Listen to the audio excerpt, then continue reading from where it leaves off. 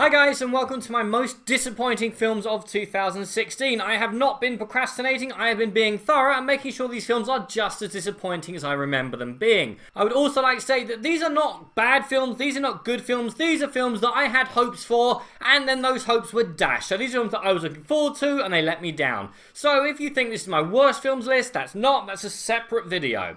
And also, as with all critics, I did not see every film released in the year 2016. That would be silly. So these are the most disappointing films released in the UK in the year 2016 that I watched. And with all that said, let's get this show on the road. Number 10. The Purge, election year. God, what a disappointment this franchise turned out to be. It starts with an amazing idea that for one night a year, all crime is legal. This franchise squandered all satirical potential and it didn't even make for good, gory B-movie material. I mean, there's a TV series coming, but I'll give it a skip. It's got boring action, boring interchangeable characters, bland music. The franchise needed to do a RoboCop and go over the top and make its point, and it just didn't have the guts to do so. Jason Bourne. Who wanted this? Was there some online campaign I missed? No? Well, for whatever reason, we got this. And it is exactly the same as every single Jason Bourne film ever released, ever. They are the same film with the same plot over and over and over. Nothing is ever accomplished, nothing is ever achieved, and I still get a migraine from Paul Greengrass's camera work. Although there was a slight difference in this one, in that for the last 10 minutes, someone from Fast and Furious wandered in and took over directing duties. Jack Reacher. Never go back. Okay guys, rule number 1 in filmmaking. Never give the critics an easy ride with your film's title. Ever. Now, I love the books. That old-fashioned pulp of the drifter who just rides into town, sorts out everyone's problem, and then just drifts off into the sunset. And they are very, very violent, very, very gory, and very, very much inside Reacher's head as he puzzles out the problem, what's going on, and what to do about it. What we got was a watered-down mystery, limited violence, and sets that I swear were pulling double time with NCIS New Orleans. This is a franchise that we should never have gone back to. Do you see what I did there? The BFG. As far as I can work out, this is the first big-budget flop in Steven Spielberg's career, and nobody seems to have noticed. Either that it was released, or that it flopped. And it should have worked. I mean, it's based off of a story written by one of the greatest children's authors of all time and filmed by one of the greatest directors of all time. But a mediocre advertising campaign, a really, really badly aged story, and way too much CGI killed this for me. That and my reoccurring thought that maybe dull stories just shouldn't come to the screen anymore. Aside from Charlie and the Chocolate Factory, they've never really worked.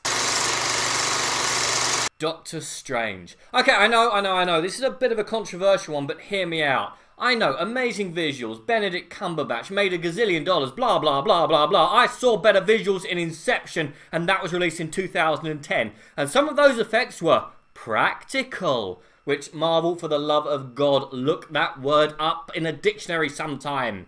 And it's beat for beat the same Marvel origin story we've seen so many times now.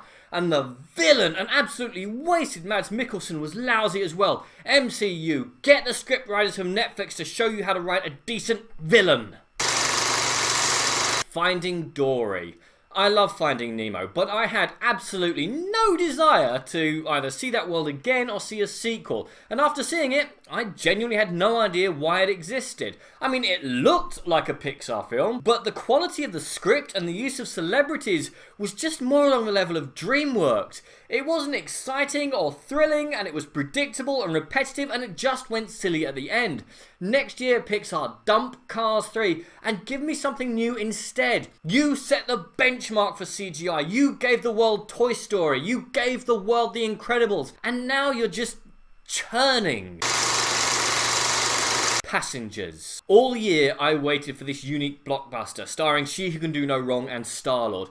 All I wanted was an interesting sci-fi about morality and ethics and loneliness, and what I got was some sort of demented rom-com in space. And not even a good rom-com. If you want to watch something about a man and the morality of being trapped in deep space, Red Dwarf hasn't gone anywhere. It's on YouTube. Check that out. Just leave this alone. Ghostbusters. I know. It was obvious that this was going to be on the list somewhere. I think it's some sort of rule that every critic has to dump on this film. But leaving aside as to whether or not this film had a right to exist, which no film has a right to exist, I like Paul Feig and Melissa McCarthy. I like them in Spy. I like them in other things. And since this is a remake of one of the most beloved films of all time, and because of all the controversy that came with it, I was expecting everybody to bring their A game, or for it to fall apart completely, but this was just completely average. There was a few chuckles here and there, but it was no better or worse than anything that dribbled out this summer. The script appeared to have been just thrown out the window, and the cast were allowed to improv far too much. There was far too much improvisation, and the cast needed to be held to the script more. They needed to develop the villain, they needed to work on the comedy. One good thing in this film's favour is that they dumped the really not working dance number into the end credits. Batman vs Superman. Oh boy. Two of fiction's greatest heroes, a film with all the money in the world and a chance to win people back after Man of Steel, and it was just squandered. Every single decision was wrong. The colour was wrong. The tone was wrong. The dialogue was awful. The characters and their motivations made no sense. It felt like it was trying to cram all of Marvel's Phase 1 and half of its Phase 2 into one film. It felt rushed and it just wasn't enjoyable to watch, neither the film version nor the extended version. The extended version was a little better, I will say that, but it wasn't enough. It was still trying to cram too much stuff into a package that couldn't hold it. Oh, and one thing I did realise when watching it in the extended edition, Wonder Woman isn't named in the film. Not once. She just sort of turns up at the end of the third act. It almost made me give up on DC films completely, whereas Suicide Squad did make me give up on DC films entirely. From now on, I see DC films out of obligation as a reviewer, instead of as a film fan seeing films that he's looked forward to. And this should have been such an awesome film. I mean, I know that the script was written in 6 weeks, but if you had gathered up me and half a dozen of my university friends, locked us in a room for a week, we could have done a better film than one where the main villain's plan is seemingly to do the Macarena in front of a sky beam. Watching it again last week, I was struck by how little action there was, how bad the editing was, how it had put so much in its trailer that it had nothing left to show in the film itself. And you can put all the Queen in the soundtrack that you like, but it won't make up for the fact that you could have cut the Joker out completely and it would have made no difference. Or that they never explained where the Flash and Wonder Woman were during the whole event, or the changes in tone, or the fact that all you had to do was watch The Dirty Dozen and replace disgraced GIs with fashion disasters. Or at the very least push back the release date a few months so you could do some editing. My old media teacher would have whipped me to shreds if I submitted something like this during my A-levels. And the fake CGI. It might just be time to call time on the DCEU and just stick to the animated version, such as the awesome Assault on Arkham, where DC absolutely rules.